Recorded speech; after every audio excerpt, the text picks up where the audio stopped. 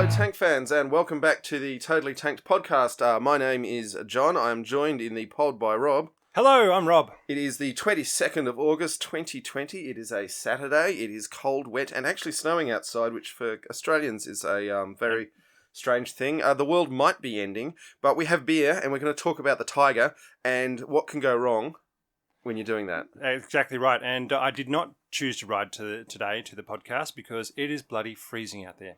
So, as seen by the snow that's drifting down from the sky in Canberra. Out past the window that I'm looking at right now. Yeah. Miserable day, but and there's a cat trying to get onto the soundboard, which adds to the excitement. Today, okay, it's episode 11 for us. As you said off mic, Rob, we are turning it up to 11 a la Spinal Tap. We are turning it up to 11, John. And to turn up to 11, what tank are we going to go for? Well, as we said, we are talking about the Tiger. The Tiger tank. You know, the Tiger tank appears in pretty much any online survey of top 5 tanks in discussion. Well, I haven't seen anything online anywhere that doesn't include the Tiger in the top 5.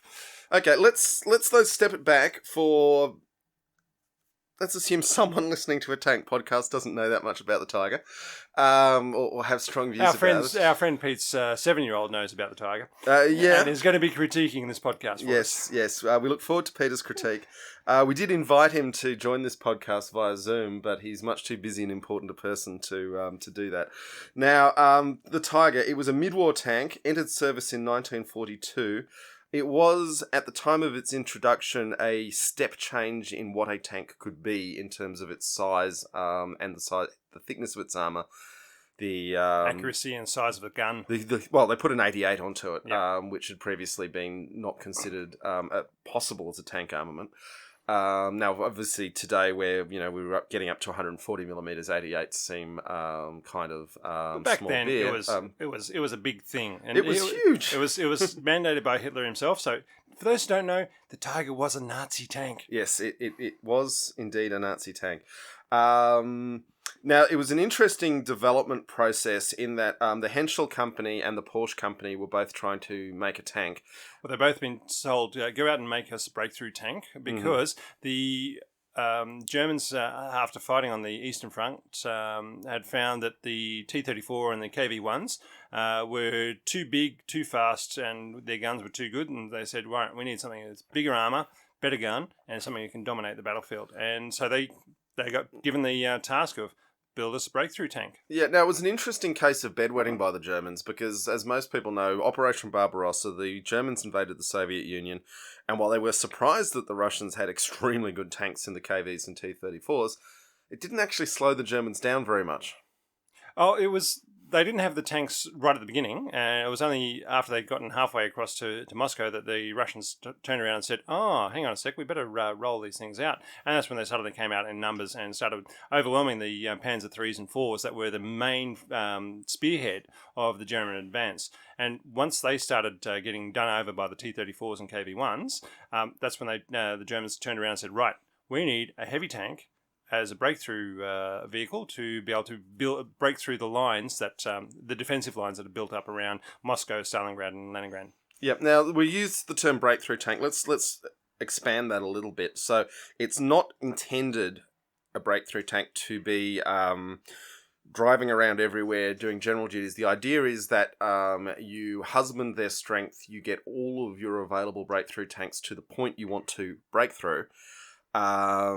And they're only meant to operate for a day or two, creating the breakthrough, and then your other forces are meant to stream through the gap and outflank the enemy and encircle them. And Blitzkrieg style, basically, you use them as a spearhead, break through the defensive lines, and then once the lines are broken, that's when you send your Panzer IIIs and IVs streaming through at high speed and round up and take out all the soft areas in the rear to enable the Blitzkrieg to continue. But the important... So effective in so many other places. And yeah, if you can do it, it's great. But the important point from a design point of view is you only need it to have a mean time between breakdown or mean distance between breakdown of a couple of 100 kilometres. Oh, not even that. It's like 50 kilometres will do. 50 to 100 kilometres would be a huge distance for these things to cover. Yeah. I mean, basically, you rail them to wherever they need to be, concentrate them, and then suddenly unleash them upon the enemy. Yeah, but it's like a one-day operation. They're not meant to be running around day in, day out, week after week. That's just not in the design specification for them. And we'll get a little more to the property. The other property of the breakthrough tank we will talk about is it needs to be armoured all around, because it's not just being shot at from the front. Because it's breaking through the enemy lines, you have to assume you're going to get shot at from the sides. And very few tanks before the Tiger, or even since, were as heavily armoured on the sides to take that fire as they were breaking through a line. So for those who don't know, as well as the 88 gun as the main gun, it had 100 mils of armour on the front, nice flat planes of armour, and 80 millimetres of armour on the sides, which is, as John's saying, is a lot of armour, which is why the Tiger weighed up and combat ready was about 57 tonnes, which was about 20 to 23 tonnes heavier than any other tank going around at that point in time. And that would be even today, and tanks in general have gotten enormously bigger since the Second World War. That would still be a chunky tank today. Yep.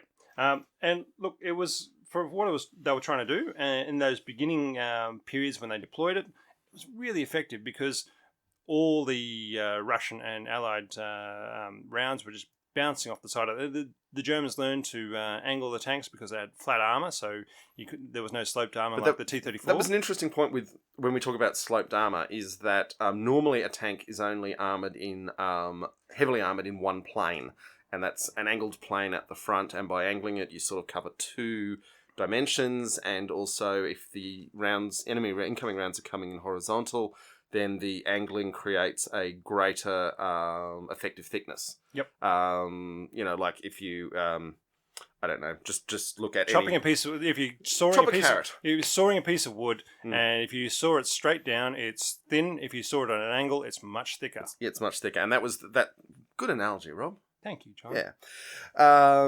But what they could do with a tank that had heavy side armour, which, as we've discussed, is unusual, is you just turn the tank 45 degrees, and then both the front and sides are angled armour. Yeah. Which is a neat solution to the problem. And also they didn't have the interior volume to angle the armour, because angling the armour does eat into the space available in the tank. And when you've got the enormous engine and the enormous gun, and the enormous tank in general, and these things still have to be able to move on railways. Now, admittedly, they had a little bit of the pop-ups in the Tiger, because we discussed in the World War One armour that World War One tanks were like pop-up caravans, and that the casement turrets all contracted into the tank when it was being shipped by rail. Similarly, the Tiger, they put different tracks on it. They took off the road wheels. The travel tracks, which were only about 40 centimetres wide, versus the all-terrain tracks, which are about 80 centimetres wide and would go all-terrain. And if you look at a picture of the Tiger, I'm looking at one right now, it's sort of got over the edge of the tracks these little angled skirts of armour, and they would come off for transport. And so would the external road wheels. They take those off to put them on trains, and in order that they wouldn't hang over too far on the sides of any train carriages they took. Now, they did during the war, if they couldn't be bothered, and they knew that the rail line they were going on didn't go through any tunnels or any narrow cuttings. They would just leave the all-terrain tracks on and say bugger it, but they weren't supposed to. Those naughty Nazis breaking rules. Breaking rules, yeah. Rules are for other people when you're a Nazi. Now, quickly going back, I was talking about the Henschel Porsche development. Two different tanks coming from two different companies. What they ended up doing, the Porsche couldn't get their tank to work, but the turret was really good. Somebody made the point that the Porsche was one of the first hybrids because they had these two great big V10 two V10 engines that didn't actually power the drivetrain. It actually powered an electric battery that then powered the wheel. So it was a external motor that powered an electric motor that then turned the wheel. So it was a hybrid. It was a hybrid, although it's worth noting that diesel electric trains were well proven by that point. If you want real power, the flexibility of just using your internal combustion to generate electricity and letting the high torque of electric motors do the business is very powerful. American battleships were all hybrid or electric into the 1920s as well, and then they went back to full steam. So that technology was in that interwar period actually going great guns, and you've got your documentaries like Who Killed the Electric Car on on why some people decided that wasn't a good idea. Anyway, Porsche couldn't get their hybrid to work. No. The turret was good, and they ended up sticking the Porsche turrets on the Henschel chassis. With the Henschel made the V12 engine with 690 horsepower, so that was 690 horsepower is still respectable for a tank engine today as well. Yeah. And it was comparable as a breakthrough tank. It needed mobility, so it was comparable to other tanks at the time. Not quite as fast as the T-34, but fast enough that it wasn't one of the British infantry tanks that would only go around at 6 miles an hour. It was going around at 40 to 38. Yeah, look, I mean, no one talks about the great zippy speed of Soviet-made engines, but it is always worth noting that 600 horsepower diesel that the Soviets came up with to power the T-34s was a extremely compact, powerful engine for its time. Anyway, this is more than 600, so that's good. And as we've discussed before, the British didn't get 600 horsepower engines into their tanks until later in the war, because any 600 horsepower engine they could make, they were sticking in a plane. Yep. Which you can argue, from a combined arms point of view, is the smarter decision to make. So the first 400 odd Tigers do have funny cutaways in their turrets that were designed to let it rotate over fittings on the Porsche chassis. Yep. Yeah. On the rear of the Porsche tank, the Porsche chassis, because they took them from the Porsche turrets rather than the Henschel turrets. Yep. And then also in that first 400, they were built to snorkel. They were. Now, we discussed in this podcast before why snorkeling tanks is not a good idea. Everyone thinks, when you're designing it, you're like, oh, it's too heavy to cross any bridges. Well, we'll just put a snorkel on and it can just travel through the rivers. It can drive underneath on the bottom of the river, and away it goes. Yeah. Now, the reality is, as anyone who's spent any time in around rivers, in fact, would know, is that it is very rare that you can actually see more than 20, 30 centimetres. It's muddy and dark at the bottom of a river. And you don't know what's there. And particularly if you're fighting an enemy, there's some possibility that they've dropped a tank trap down the centre line of the riverbed. So while the Tigers were built to snorkel, there's no actually reported cases of them actually snorkeling in action. They might have done it in testing. I'm assuming they did it in testing, but nothing actually reported as any sort of advanced. I would say a testing snorkel also implies that someone has scouted the path and knows that there are no obstacles in the body of water you're about to snorkel through. They were much happier just reinforcing the railway bridges and then driving putting them on railway cars and then taking the trains across the reinforced railway bridges. Yeah, or in a tactical sense, if there's a railway bridge there, you can just drive your tank over the railway, and railway bridges are built to handle many hundreds of tons, which is good. With their wide tracks as well, they did actually have lower ground pressure than most other tanks around. Yeah, I mean, that's a classic thing with tanks, is that the ground pressure is actually quite low. A modern American infantryman with his size 9 boots has a higher ground pressure than most armoured fighting vehicles. Which can be an issue if you're setting up tank traps. But also there was an issue with the Tiger when we're talking about bridging, that most bridges in Europe are in the centres of towns. These towns have very narrow streets and funny curves, and to take a Tiger over the town bridge often involved demolishing a pathway through the centre of the town so that the Tiger could actually fit to where the bridge was. And that was another problem, was that because it was so heavy, while it could drive through buildings, it was so heavy that if there was a cellar hidden in that they didn't know about, then suddenly it would go crashing down through the floor and be stuck in a hole. And a very steep-sided hole. You would need a crane to get the Tiger out of that hole. And look, the only thing that was recovering a Tiger was another 2 Tigers. So basically, yes, you had to go around in a platoon of 4, because otherwise, if one of them got tracked or damaged and it couldn't drive forward anymore, you needed another 2 to be able to drag it away. Yeah, there were efforts to make specialised recovery vehicles, but they did not go well. So what we're describing is a bigger, heavier armoured tank with a bigger gun that was designed sort of with an idea that the German here would keep finding new enemies to break through. Yep. So they wanted it was designed for, as saying, so it had mobility, power, an very accurate gun. It was built for tank killing. It wasn't built as a infantry support vehicle. It was built for killing tanks and taking out strong points.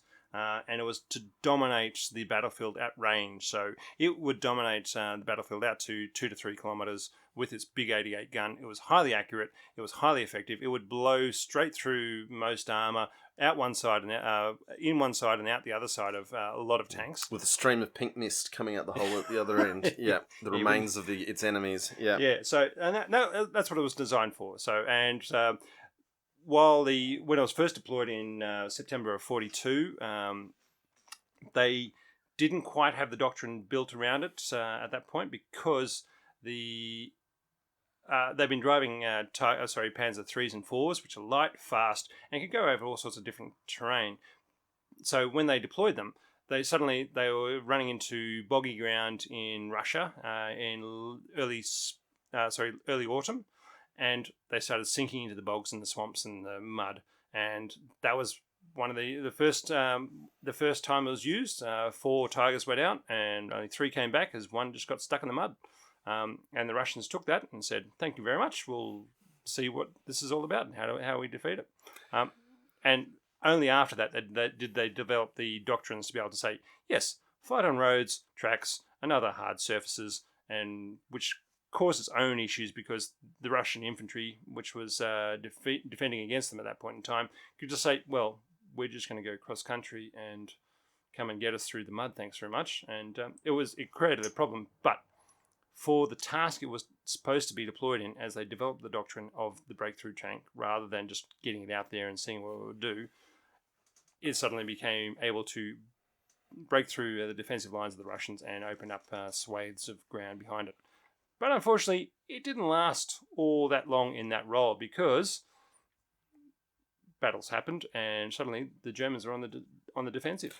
Although it's worth noting, from its arrival in 1942 September to its last great use as a breakout tank, well, I mean, there was Kursk and Kharkov. There was a solid year of Happy Tiger operations, and also in North Africa, which we'll get to. The Tiger made a almighty reputation for itself. And just the tide of the war meant that from after late 1943, Germany was not breaking through places, and the Tiger was forced into a reactive fireman's role where some of its weaknesses were more glaring. But when we're talking about the Tiger's design, we have to talk about the road wheels.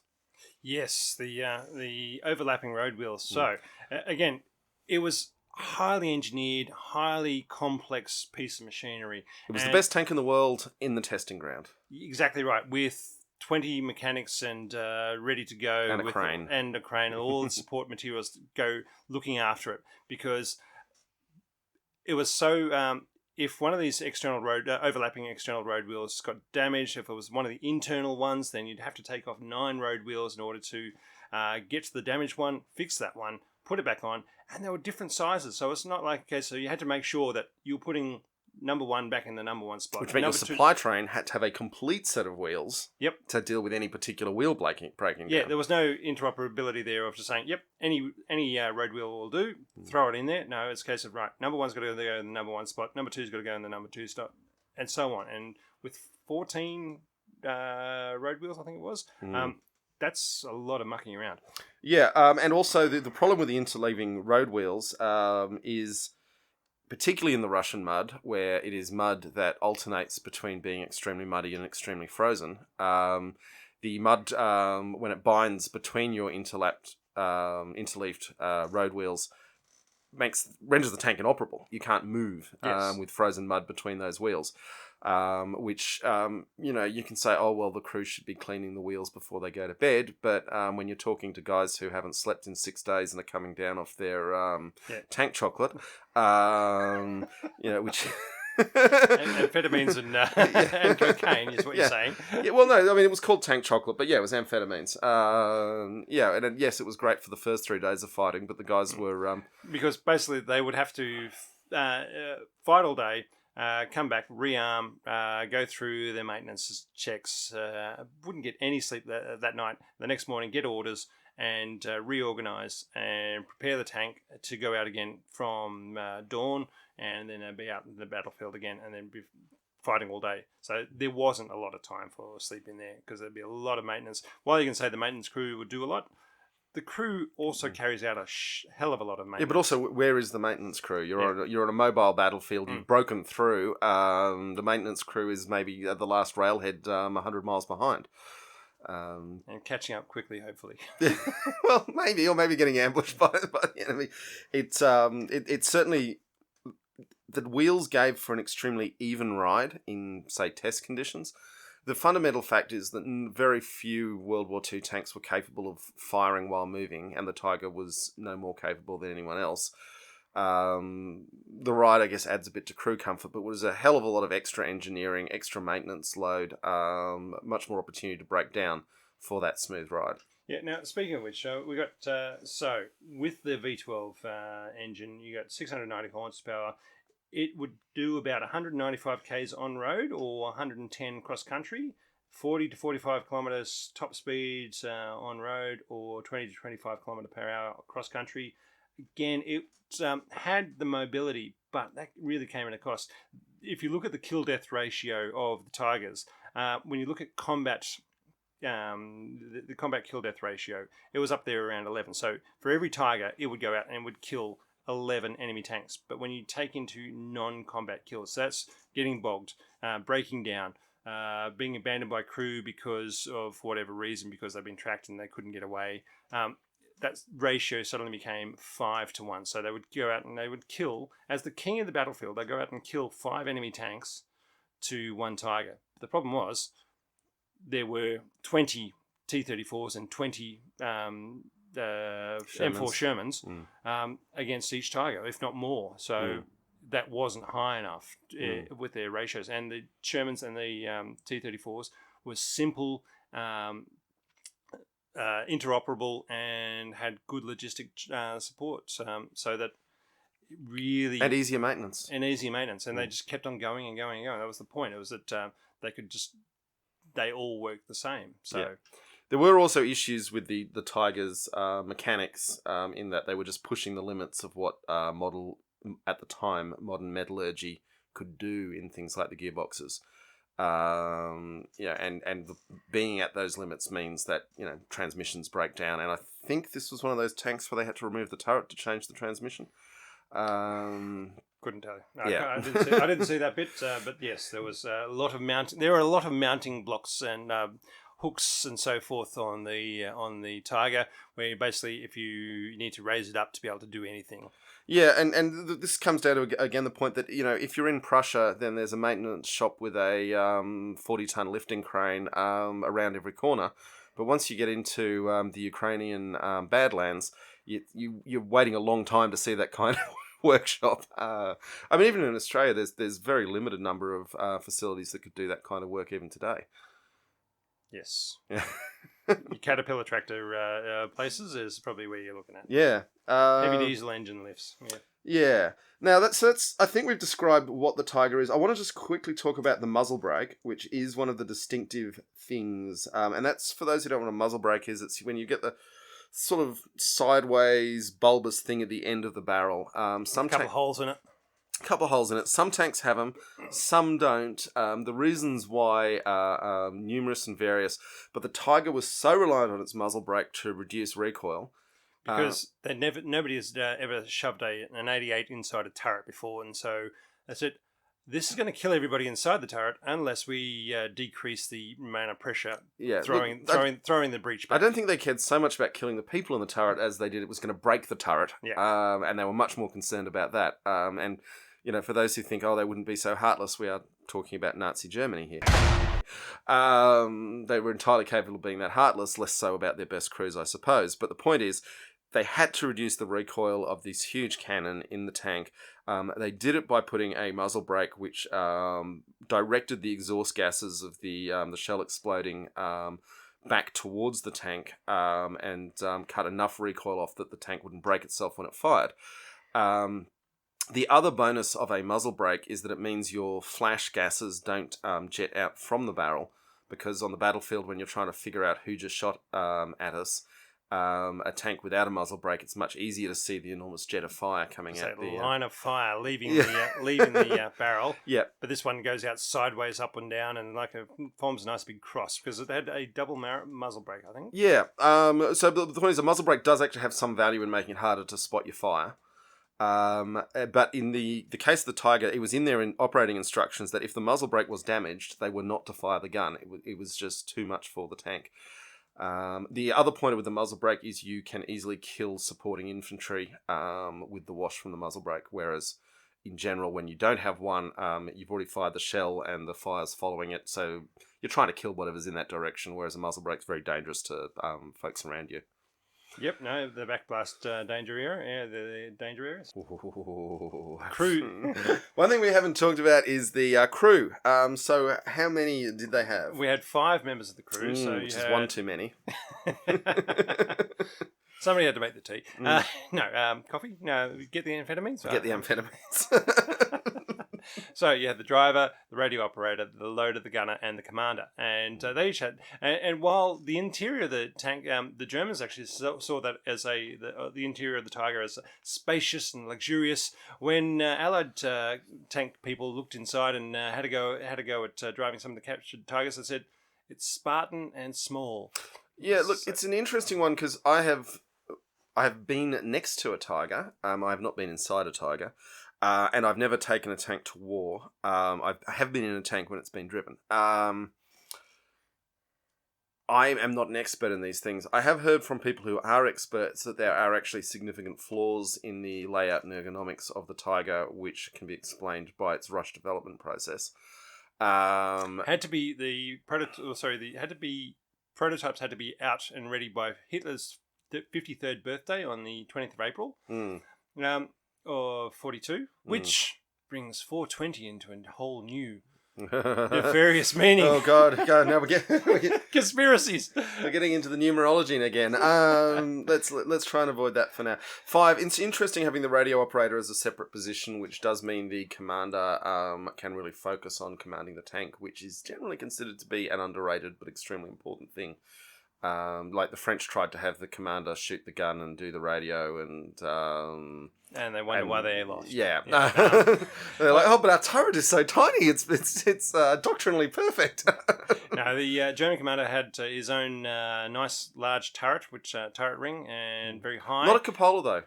No, which has been noted. But it makes a great target when playing World of Tanks. Is that if you're in a smaller tank than the Tiger, that's the weak points where you shoot them. Mm-hmm. But yes, and in there he had his the dials to show he and the gunner had various dials to be able to show that we're looking at 1 o'clock, 12 o'clock, whatever, and they'd be able to look at the same thing as they're sighting down, because while the commander had all-round vision, the gunner could only see out the periscope at the front. Yeah. Now, the driver, you see the hatches in the tanks, and it's remarked on it was not the best driving position. No, but the hatches themselves are offset from the actual driver and the radio operator. So if you ever see the driver sticking his head out as he drives in any movies, whatever shape or form, that wasn't actually the case. The driver cannot drive with their head out. They have to be in the hatch down, basically. Yeah. And certainly at Bovington, if you really want to learn more about Tiger Days. Not just that, but there is a YouTube, a 4-part video of them showing what's involved in getting the Tiger 131 ready to drive out onto the parade ground. And it's a very long and involved process, but it is noteworthy that for a tank museum that has tank types spanning over 100 years, it is the one that they dread driving the most because the driver's visibility is so low.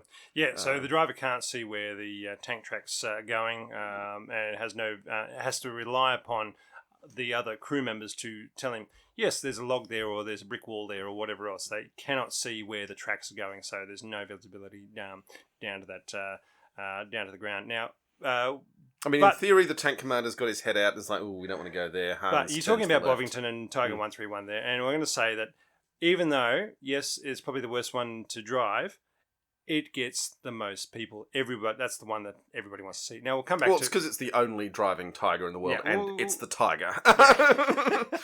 Top 5 tanks, top 5 of anybody's list of tanks. Anyway, we'll get on to that. But so the driver can't see where they're going. The radio operator also gets themselves an MG34. So does the loader. Just as personal protection, there are a couple of vision slits around the side of the There's tank. some fun little gun ports as well, and I've always thought the gun port is one of the most useless things on an armoured fighting vehicle. So when they can take out, the commander can pull out his pistol and start blazing away at somebody on the rear deck of the tank before they drop a Molotov cocktail on top of your fuel. In general, if someone is climbing on your tank, the best solution is for another friendly tank to hose you down, though. Or infantry to support you stuff out. Yeah. But now, you're talking about Bovington with and the startup process for the tank. That was one of the big things logistically that while the Nazis were figuring out how much fuel they had and how far they could go with all their Tigers and so forth. They didn't account for startup time. Starting up was a big, significant activity, and it would use lots more fuel than just running it. But they couldn't leave it. So it was a case of, okay, do we use the fuel during the startup process, or do we use the fuel by keeping it idling when we're not using it? And on the Russian step, if you turn the tank off, it will freeze solid and you won't start it again. Because I think it's at minus 40 or so, petrol doesn't work or doesn't ignite unless you've got a certain thing going on. Also, I mean, frequently both Russians and the Germans would have to light small fires underneath the tanks just to warm the things up. Which is much better with a diesel tank than a petrol tank. Yeah. Because petrol will catch fire and explode, whereas diesel tanks, well, diesel won't. You need an igniter, need it under pressure to be able to ignite. Yeah. So that's some of the more interesting little fun and bits and pieces. Wrinkles of the Tiger. Let's talk about Tiger 131 now. I think we should. So yeah.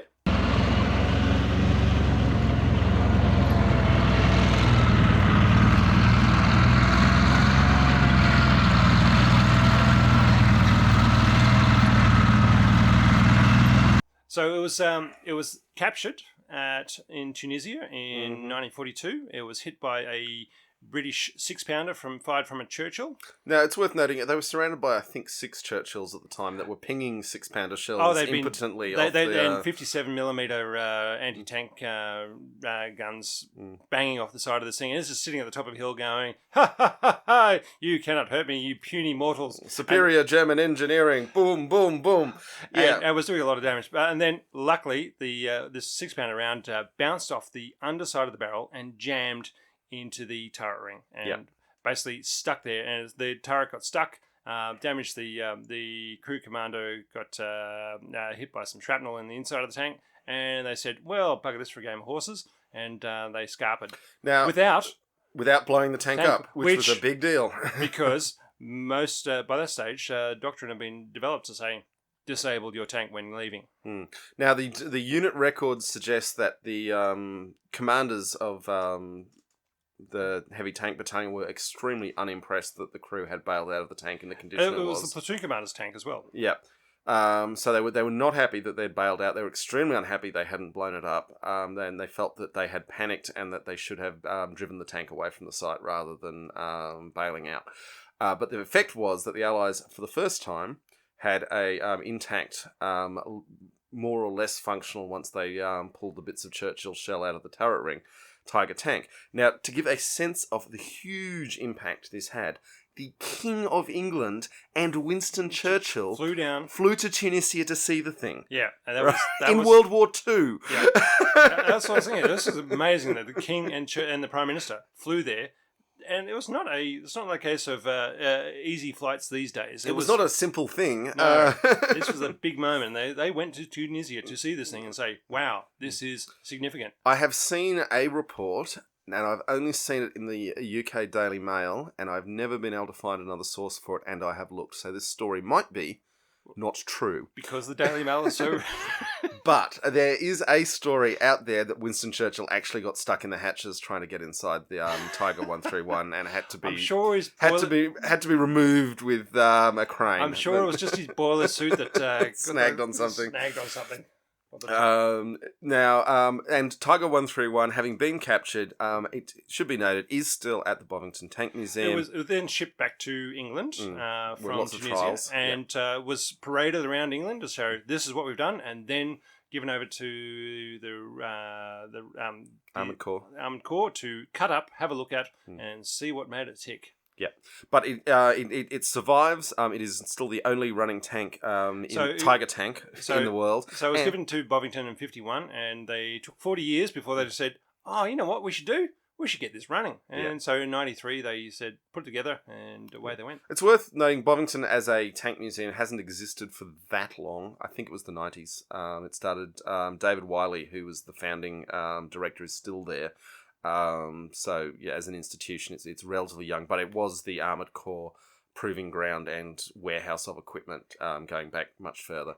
I'm sure someone listening knows more about the history of Bovington Tank Museum than I did, but you're assuming people are listening. We get quite a lot of listeners, and so it is still there. I have stood next to it. I think I posted a picture of me standing next to it on our Facebook page. Look, anyone who's listening to this podcast, or more than one of these podcasts, who hasn't been to Bovington, once the plague subsides, it's a lovely, fun summer's day. They look for the Tiger Days. Yeah, even if you're not there for because the Tiger Days, the crowds are bigger. Yeah. But I think around 1:00, around then, when you get there in the morning, it's a full day out. And they do have, they get 3 tanks. Don't go with people who don't like tanks. No, but around some point in the middle of the day, they do a tank show. They get 3 of their running tanks to go out around a circuit and fire some fireworks out of their barrels. And you actually hear the engines and smell the exhaust. And it's a fantastic day for anyone who has any interest in tanks. And even my partner Sheridan, who has zero interest in tanks, thoroughly enjoyed it as a interesting learning experience and a well laid out museum. I'm sure she looked at it as the artistic side of the museum. Yeah, just the layout. There's some really good things about what they've done. It certainly had some money. Anyway, that's enough of that. Tiger 131 also is in the movie Fury. It is. Yeah. They needed an actual tiger that actually works. Look, you don't need an actual tiger to make a movie. unlike Kelly's Heroes and the White Tiger, all these other tank movies that are based around the tiger being the big bad guy. All those other movies had various other tanks. Look, they're just dressed up to look like a tiger. You can just paint a Sherman Grey, or you can CGI it, or just use models. I mean, there's a lot of different ways movies have been made about tigers. You don't have to have a working tiger, but it helps. It does. And that Fury did, the one historically accurate thing they did was get an actual tiger. Well, they had an actual Sherman. Fury is a real Sherman as well. I know, but then they had the tiger advancing on the Shermans rather than sitting there and going bang, bang, bang, bang, you're all dead. Yeah. And also a depiction of a tank battle where the tanks were moving and firing, which, as discussed earlier, is not a thing that happened. Well, they were only 20 metres apart, so why wouldn't you? So, talking about moving and firing. So, we said that Tiger wouldn't, but one of the things it did have was a mechanical rotation, which was not chieftain 13 seconds or whatever it was.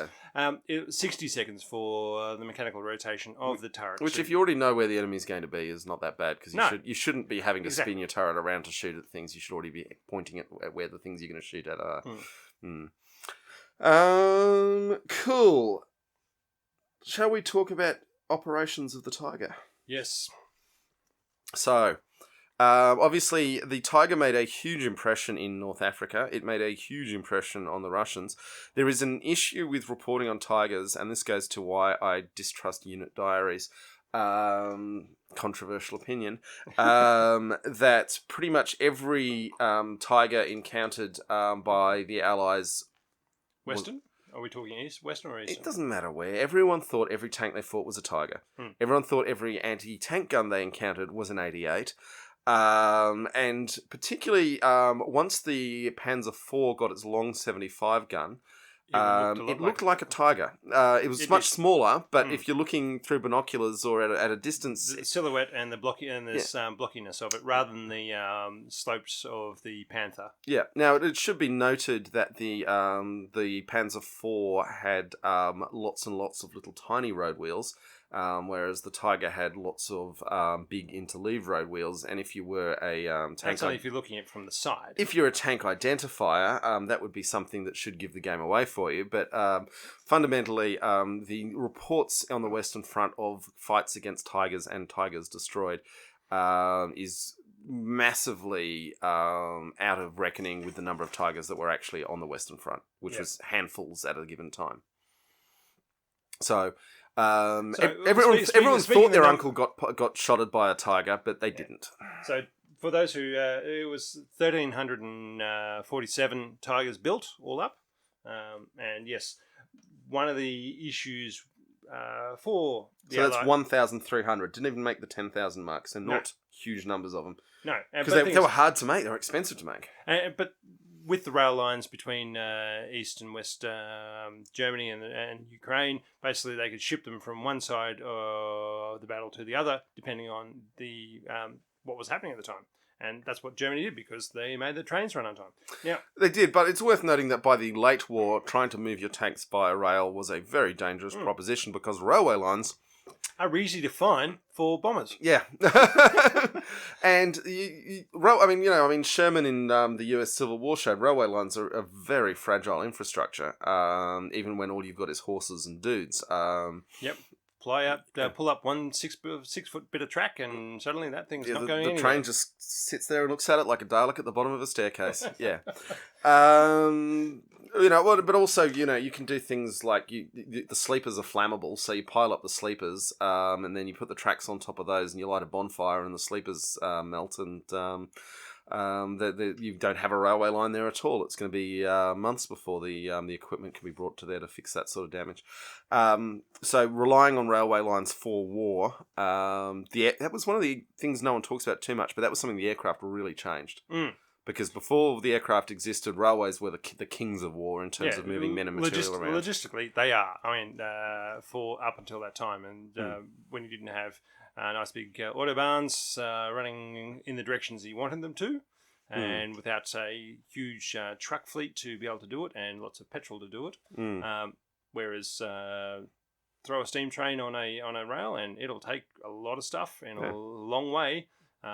Very easily. Yeah, you can move a whole division with its equipment in a single movement, with a couple of steam trains and enough rolling stock. So that was a bad idea. Yeah, so you're right. The every tank that was seen by, especially the Western Allies, was seen as a Tiger. Even as you say, they weren't. It was.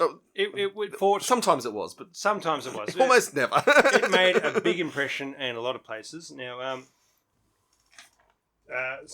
Now Pete, our friend Pete, says we have to talk about some of the Tiger aces. Mm-hmm. So we got we'll start off with Otto Kardius. Mm-hmm. He survived the war, went off to become a pharmacist, and also wrote a book, I believe, which is why we know about Tigers him. in the Mud. Yeah. He had 150 confirmed kills. Now this is in various tanks he was driving. Yeah, but he was driving Tigers for a while. And this is by no means a criticism of Germans. This is a disease of every army that ever went to war. There's a lot of vehicles that you've damaged that you think you've killed and that go in the logbook as a kill. Yeah, well, it's killed for that battle. Even if it hasn't, because often it's blowing smoke because it's turned the engine up to 120% and it's trying to get away. Ha! We've set fire to it. It's destroyed. In a lot of aviation fights, when the pilot hits emergency power, the engine blows smoke and the pilot who's shooting at it thinks, "Ha! I've got him." That's not how it goes with me in War Thunder. I'm shooting them down with my little B-109 and they just blow smoke and then turn around and shoot me. Yeah, Rob, who would have thought the computer games were somewhat not like real life? I just don't think I'm very good. Where I was driving tanks before, people, now I'm driving Messerschmitts and I'm not very good. Oh.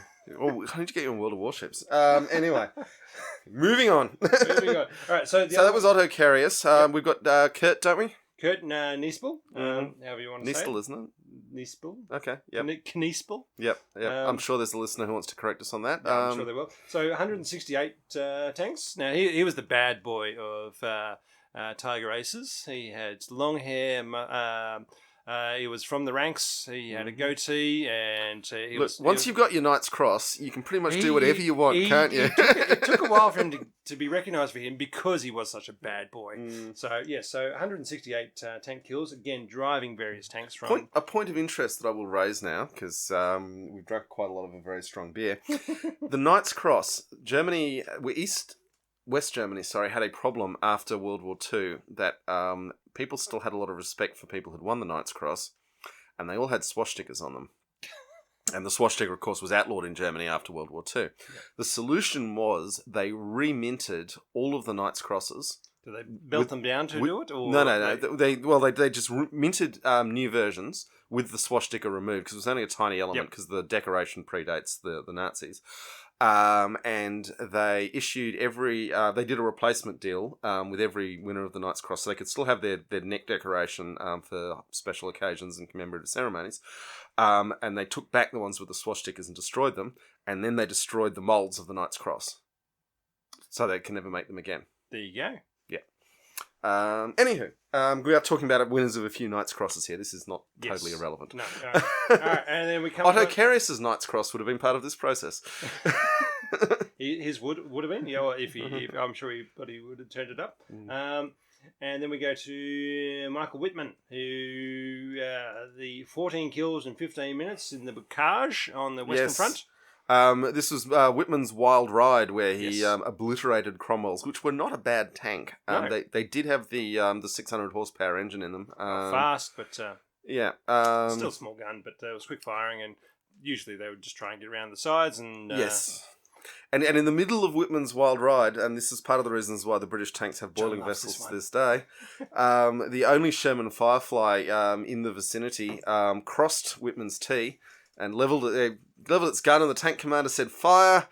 And then they realised that the gunner wasn't in the tank because he'd been out of the tank making tea and was 100 metres behind, waving the teapot in the air, saying, "Fellas, I'm here." So Whitman's Wild Ride was all brought about because he was out of position and didn't realise the British were so close that when they contacted his platoon, he said, "Oh my God, what am I going to do? Everybody else, stay here," and took his own tank off in a wild ride through the British lines and started blowing the hell out of everything he could get a gun on, and got really lucky to do all that sort of stuff. You make your own luck. He was an excellent tank commander. No one can take that away from him. But again, the point being is that doctrinally he did everything wrong.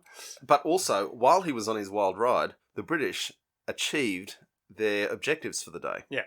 So yes, he did blow up a bunch of Cromwells, and there was a bunch of smoking Cromwells that the British were extremely unhappy about, but they had actually achieved their objectives because he was out of position. Yeah. As the commander of the platoon.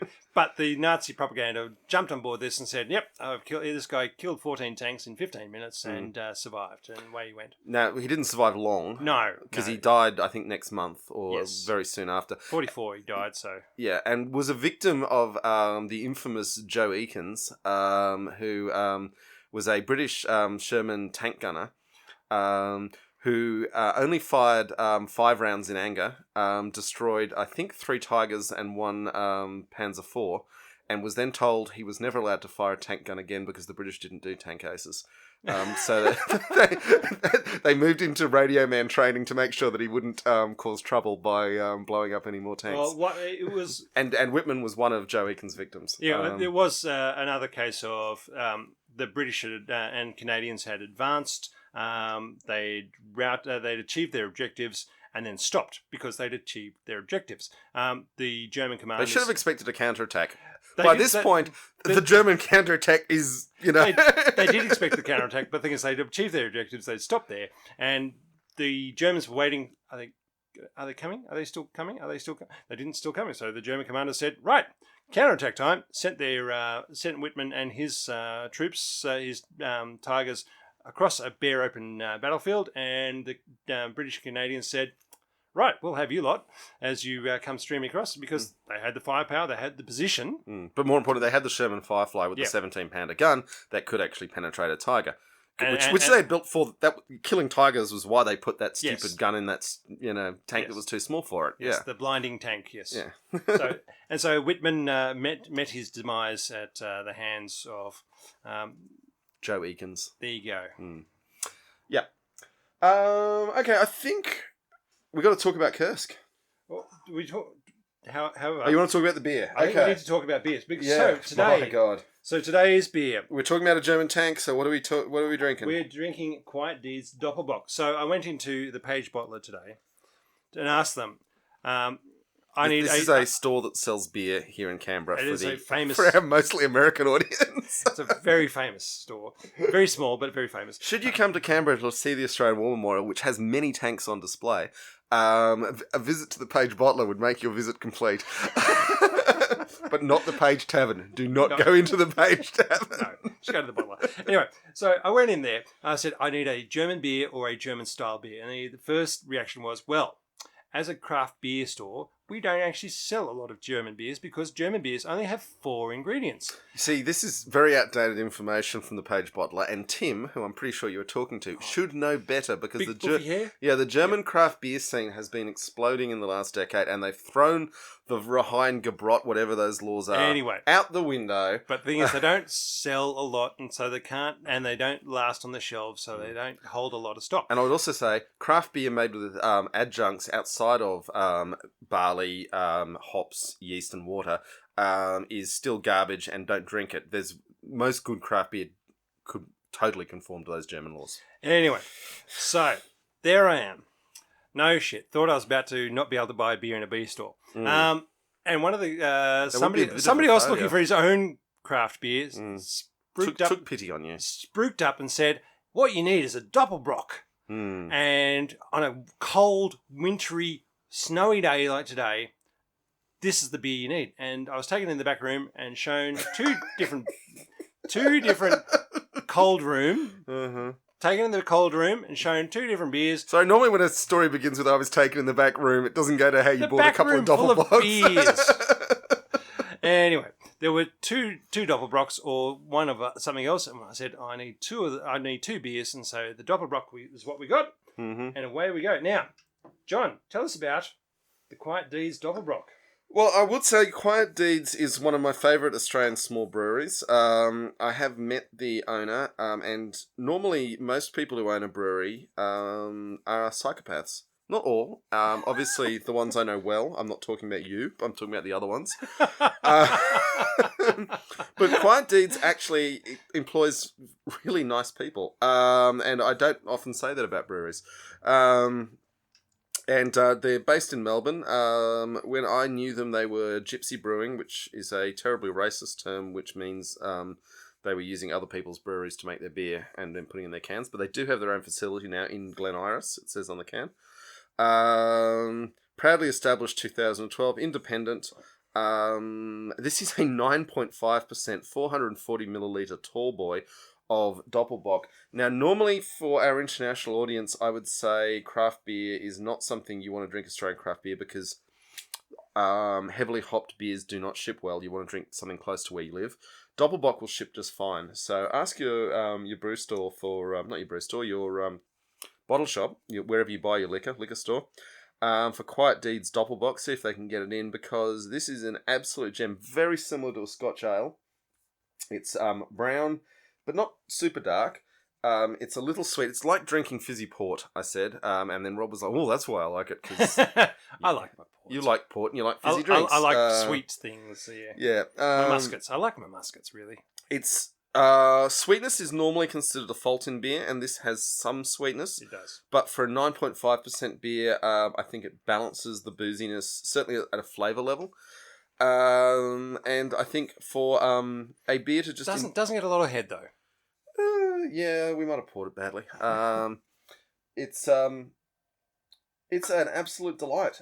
It will warm you up, and it says it offers a hint of spring, but I reckon this is a... I'm going to read the last lines from it. It is, allow us to introduce you to the Doppelbock, a darker-hued double lager that will truly thaw your heart for spring. Now, on a day like today, that sounds lovely. Yeah, I'm feeling extremely warm having drunk most of this one, I can tell you. 3.3 standard drinks in a can. Yeah. Yep, I'm feeling all of them. What are we talking about? Tanks? My God. Tanks. All right, so we've talked about our tank cases. Yeah, and now we need to talk about the Battle of Kirsk, for God's sake. my God. We could do a whole podcast just on Kursk. The Germans went in, they didn't win, then they tried to go a little bit further, then the Russians counterattacked, and then they tried to take the salients that built up around the line, and then they lost that, and then they defended until they were ready to die, and then the Russians attacked again, and then they got overrun, and they were willing to withdraw, but they decided, with a little bit more time, we can push on through and win and break the win the salient, and they didn't, and then winter came. Now, to give you, for those who aren't familiar with the Battle of Kursk or have heard of it only in passing, it was the biggest tank battle ever. of World War II. Yeah, and yeah, you're right, of ever. Well, some people will claim that the Iraq War might have had more armoured vehicles, but they were spread over a long, it wasn't wide really a single battle, and also I would say the stakes were low, and there was a huge imbalance in quality, which doesn't make it anything like what the Titanic nature of the Battle of Kursk was. On the German side, 780,000 men. On the Russian side, damn near 2 million men. 3,000 German tanks, 5,000 Russian tanks. And then guns, mortars, artillery. The whole shebang. There was a one of the so the Germans were starving, cold, desperate, and one of them went across to the Russian lines and basically told them the Germans are preparing a big attack tomorrow on the. See, this is a gross oversimplification, Rob. Yeah. I mean, the intelligence and counterintelligence that surrounded this battle. I mean, the Germans knew it was a huge roll of the dice. They were hoping that Kursk was going to change the course of the war. They were preparing their attack, and then the Russians basically jumped out and went for their attack. So basically, they were both attacking at the same time in different directions. So one was coming left, one of them was coming right, and it was a question of who could hold out better against the other's attack. And in the end, the Germans didn't realise how good the Russian layered defence was, the defence in depth they built up over time, and they just couldn't break through, whereas the German defence in depth was weaker because they thought they were on the attack. And so the T-34s and T-34s at that stage were able to encircle the German Sixth Army. Yeah. Now it's worth noting we mentioned that there was quite a significant imbalance of men, particularly when you bring in the Russian counteroffensive, which decided it in their favour in the end. There were days of this battle where the Germans were like, "Hey, the Tigers are killing literally thousands of Russian tanks. We're winning. We are winning." Yeah. But the thing is, as I was saying, the Russian defense in depth, they had layers and layers and layers. So as soon as you broke through one layer of defensive, you hadn't actually broken through. Whereas they thought if by breaking through 10 kilometers they would be on the open. No, they just had another 30 kilometers of layered defenses. Yeah. Now, a thing that a lot of people don't understand about the Russian army in World War II is that by 1943, when they had sorted themselves out, before that, a rabble, mostly because Stalin kept purging the officer corps, and fundamentally, even if the officer corps is rubbish, you need people who know what they're doing and have had time to learn how to do stuff. And who to talk to. Yeah.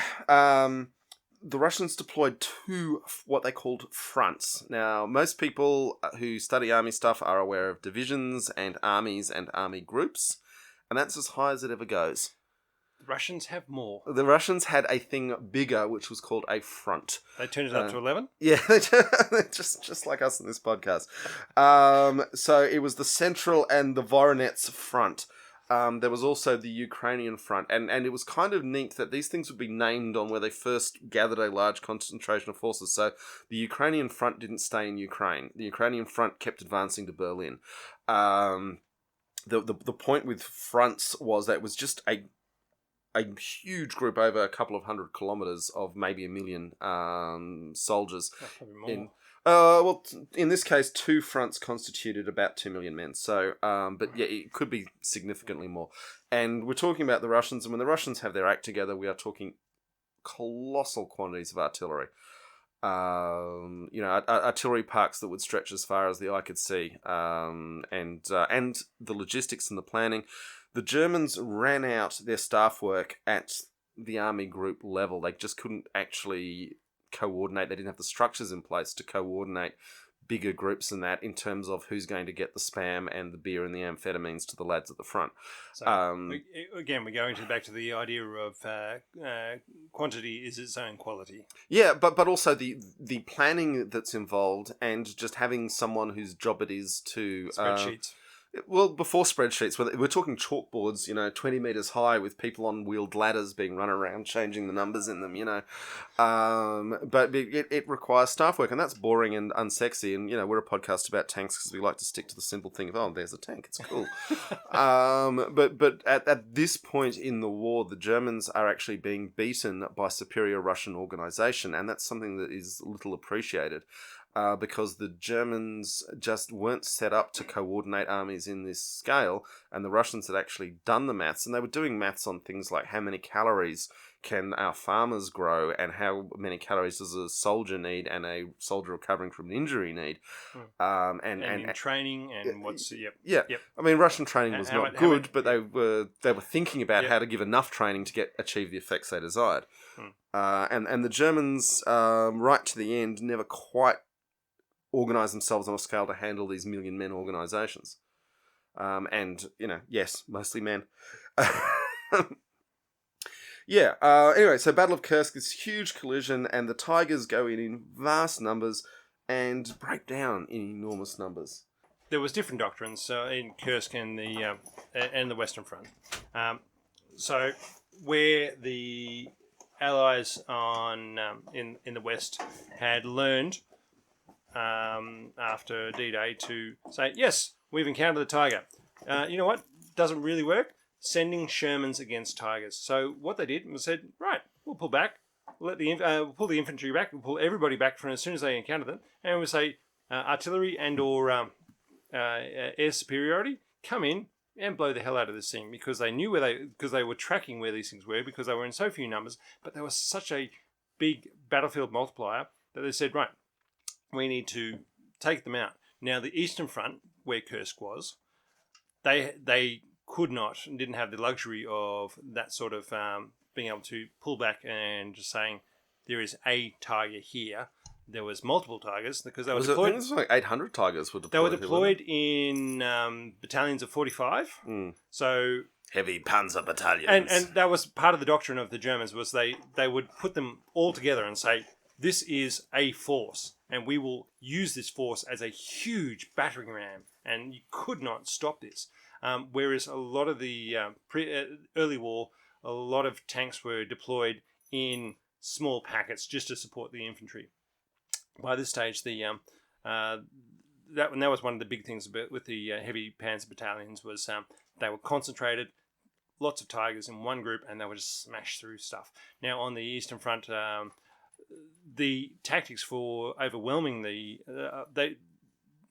until they got the 122 mil guns deployed on the SVUs, they couldn't attack them from a distance, and so they would send the T-34s in a swarm in order to get round the sides and the rear, and where they could actually hurt the Tigers. So it was difference in tactics. On the Western Front, it was a case of pull back, let the artillery and aircraft air superiority take out the Tigers, whereas on the Eastern Front, it was a case of figure out where they were, get inside the guard, which was from about 500 metres. So the Tigers were effective out to about 3 kilometres. The T-34s and other tanks would get in under, as soon as they get within 500 metres, they'll be able to swarm around the sides, and that's when their guns were effective. And so that way they'll be able to bring in mass numbers and take out the embedded Tigers, and who are either advancing or on the defensive. Yeah, I think now's a worthwhile time to start talking about doctrine and use and resource use. People often say, "Oh, if only the Americans had loved their soldiers more, they would have built Tigers and put them in them." And as we discussed when we talked about the Sherman, that didn't work because every Sherman built by the Americans had to be put in a ship with a crane and had to be taken out of a ship at the other end with a crane, and that meant you could not put a 60-ton tank on the battlefield. Out of the question. Similarly, other countries, say the British, or lots of other countries, even the Russians, were saying this tank needs to be able to drive through a village and use the bridge that was built in the 13th century to be useful on the battlefield. And again, a 60-ton tank is out of the question because it's too big and it's too heavy, and no one wants to snorkel across a river they haven't scouted. So there were drawbacks to the Tiger why no one else built the Tiger, although the Russian KVs were similar in many the respects. IS-2s were very close. Which were a KV series, but they changed the name. Yes, they had to change the name for political reasons. Yeah. Yusuf wanted the tank named after him. But for the Germans in the situation they were in 1942, they did not have enough petrol to have huge numbers of inferior tanks running around the battlefield. If you can only fuel up one tank, it better be a good one. And similarly, if you can only fuel up one tank, then it makes sense to put the industrial resources into building that really big one with the really heavy armor and the really big gun, instead of building 3 tanks that you can't afford to fill up.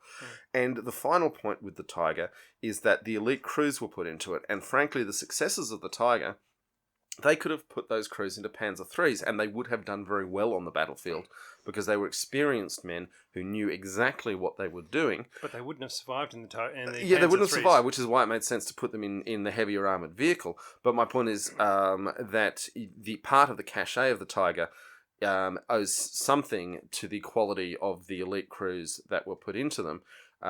Whereas the Sherman, being a tank that all American crews went into, doesn't attract the same cachet because it wasn't visually distinctive as the one that the really top crews were in. Now, I want to just bring out here the Tiger Fable. Yes, because this is the manual that goes talking about the elite crews. Why did they become elite crews? Because they had good documentation. And what was it? What made it good documentation? It had jokes in it. It had dirty pictures in it. And so the tank crews read it. Actually read it. Hans Guderian said, right, if I want a 22-year-old male to read this thing, I better put some boobs in it. And they did. And it was a blueprint for tank crews for a long time to come. So they wrote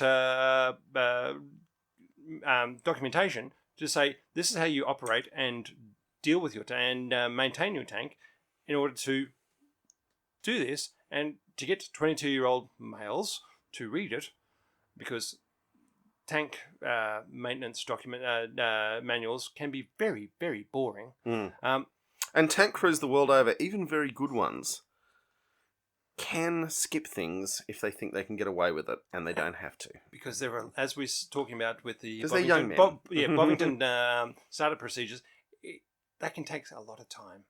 There are a lot of steps of just going through procedural activities. So yes, that was one of the things that went with it.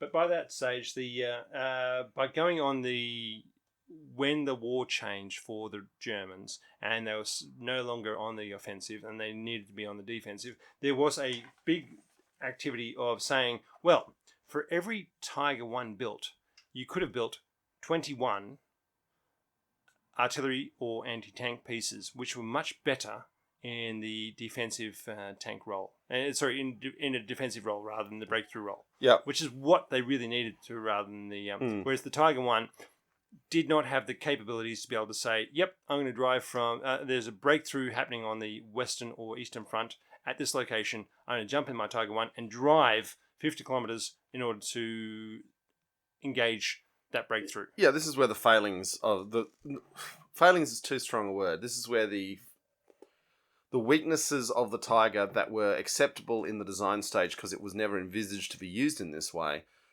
suddenly become glaring weaknesses, because it just wasn't in the plan that they'd have to be used this way. And then you've got the best crews in it. It's the best piece of equipment. You've got Russian fronts breaking through and threatening your rear area over 2,000 miles of front. And the Tigers are the thing you have that can stop it. And so they become firefighters, and they were just, that was just never designed to be that. And Tigers were expensive. They took a long time to build, and they were resource intensive. So all that rubber, steel, and petroleum and petrol. Yeah, I mean, every one of the road wheels has got a huge rubber ring around it. Yeah. And you don't get rubber except from Japan actually had all the control of all the rubber at that stage, which was not a bad thing for the Nazis. I guess. They weren't shipping a lot to Germany though. But it's an interesting one in that the Sherman was, as we've discussed, the best tank for the Americans at that point, because it utilised parts that they could make easily and they could ship it to where it needed to be. The Tiger was in many ways actually the smartest tank for the Germans to build in their situation. As part of why they got all this gigantism disease and started designing, mouses. And rats with naval guns in turrets. Tons. You can see it's not totally insane. It is definitely insane, but it's not Land totally insane battleships. from where they were at, where it's like, if we can only fuel up one vehicle, it's going to have to be really good. And at that point, you should actually be thinking, maybe we should just surrender and save a lot of lives, because we're not going to win this thing. But then Hitler was still alive and in charge, so he was saying no to that. Yeah, and you can also see that given the huge successes they'd had early in the war, they always believed until extremely late that they could turn the tide, that they could have those successes again, which was a fundamental misreading of why they'd had those successes early, but you can see how they fell into that trap. And also anyone who was talking defeatist stuff like I'm talking would get a bullet in the head, so that kept that to a minimum. Anyway, I think we need to wrap up here and say, look... I think we still need to talk about the cultural influence of the Tiger. Well, it was a huge cultural influence because, as I said, everybody's going to name it in their top 5 tanks of the world. But beyond that, Star Wars. Yes. The Empire's whole military aesthetic owes a huge amount to the Tiger. Black uniforms. The uniforms are different. Hugo Boss. But, there's... and particularly those weird double exhausts on the back of the Tiger created a design aesthetic that anytime someone's trying to do fascist machinery... you can see it in Warhammer with the Warhammer 40,000. With the vehicles all have design nods taken off the Tiger, or the Imperial stuff does. Yes. And also the Bismarck feeds into the Star Wars design aesthetic, but they're coming out of the same design house there. There was the Roger Waters song when the Tigers broke free, which Pink Floyd didn't want in the wall because they didn't want a song about Roger's dad. Roger Waters' dad was killed by a Tiger tank at the Anzio beachhead. I'll play a little bit of that song now. It was dark all around, there was frost in the ground, when the tigers broke free. And no one survived from the roaring Fusiliers, come on and see. But the interesting thing with the video, if you should watch that on YouTube, is there is no tiger in it. The tiger is it's a bit like the Predator in the first Predator movie. It doesn't appear; it just terrifies people and kills them. Alien. I'm thinking Predator. Really? Yeah. He appears in that one. At the end, he does. Yeah. He's all camouflaged for all of it. Yeah. Yeah. He comes out at the end when Arnie's covered in mud, but. Anyway, the Tiger still occupies an enormous piece of the cultural landscape because it did terrify people. As we said, it was such a big deal capturing one that the King of England and the Prime Minister flew to Tunisia in the middle of World War II across... you draw a line from London to Tunisia and... a lot of Nazi territory, or Franco-controlled Spain, which is Nazi leaning. Yeah, I wouldn't be landing the King of England in Franco's Spain in 1942. No, he probably went from London to Gibraltar and hoping that nobody shot him down or noticed him. Yeah, and then from there to Tunisia. Someone should, maybe there is a book about it, but that journey, just the logistics of that journey would have been extremely difficult. Yep. Yes. Okay, we've been talking for quite some time. I think you've listened to us enough. The Tiger, it's a strange thing of beauty. It's definitely worth for any tank fan. Look, it is the quintessential. When people talk about the quintessential tanks, talk about tanks, they're talking quintessentially about Tigers. It was the big behemoth of the battlefield of World War II. It was involved in the big Battle of Kirsk. It was the thing, and everybody was afraid of it. It was a dominant thing, dominant presence. It was the elephant in the room. It wasn't an elephant, because that was a totally different German tank that never got actually built. Bad idea. But it was the elephant in the room when talking about tanks. You have to address the Tiger because it was there. And also, I would say, in many ways, everyone says that the Panther was the first main battle tank, and I get that the Tiger was not meant to be in the main battle tank role, but it just sort of did it anyway. Anyway, obviously we were very excited to talk about it. Thank you very much for listening to us. We'll be back next month with another tank that, well, after this, who knows? Probably won't be as exciting as the Tiger. No, but I'm sure we'll be able to find a beer that goes with it. We'll do our best. Okay, thanks, Thank folks. you all. Stay safe. Yes.